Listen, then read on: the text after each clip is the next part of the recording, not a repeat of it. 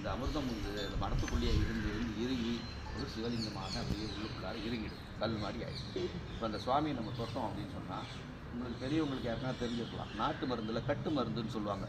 ஒரு உருண்டையாக நீட்டமாக அதுக்கப்புறம் சதுரமாகலாம் மருந்தை கட்டி வச்சுருப்பாங்க பெரியவங்க. நம்ம உடம்பு சரியில்லைன்னா அதை அப்படி தேனில் இழைச்சி வெத்தலையில் வச்சு கொடுப்பாங்க. நம்ம ஆக்கி சாப்பிட்டோன்னா உடம்பு சரியாயிடும். இது வந்து கிட்டத்தட்ட ஒரு 50 வருஷத்துக்கு முன்னாடி இருக்கும். அதுக்கப்புறம் பிறந்தவங்களுக்கு இது தெரியறதுக்கு வாய்ப்பு இல்லை. அந்த கட்டு மருந்து அந்த வைத்திய முறையெல்லாம் ரொம்ப குறைஞ்சி போச்சு. அந்த மாதிரி சுவாமி கட்டு மருந்து மாதிரி இருப்பார். தொட்டா அந்த மருந்து அந்த கல்லை தொட்டா எப்படி இருக்கும் அந்த மாதிரி ஒரு டெக்ஸ்டர் சுவாமி சொன்னால் இந்த ஆச்சரியம் பேர் நம்ம தான் பூஜை பண்ணுவோம். அதனால் அதை தொட்டு பார்க்கறதுனால சொல்கிறேன் இந்த மாதிரி இருக்கும் அப்படின்ட்டு. அதுக்கப்புறம் அந்த அமிர்தத்தை இந்த சுவாமி வந்து மரத்துக்குள்ளே இருக்கார். வாசுகி எனக்கு மோட்சம் வேணும் அப்படின்னு திருவத்தியூரில் கண்டார். வாசுகி பாம்பாக பிரிந்தார். வாசுகின்ற பாம்பு தனக்கு மோட்சம் வேணும்னு திருவத்தியூரில் வேண்டுற சுவாமி.